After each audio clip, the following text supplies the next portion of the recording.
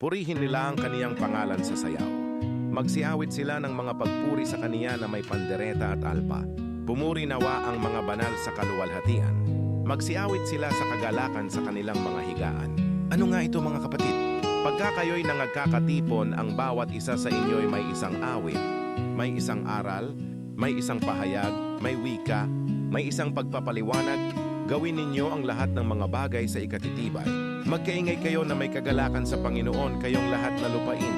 Mangaglingkod kayo na may kasayahan sa Panginoon. Magsilapit kayo sa kaniyang harapan na may awitan. Alamin ninyo na ang Panginoon ay siyang Diyos. Siya ang lumalang sa atin at tayo'y kaniya. Tayo'y kaniyang bayan at mga tupa ng kaniyang pastulan.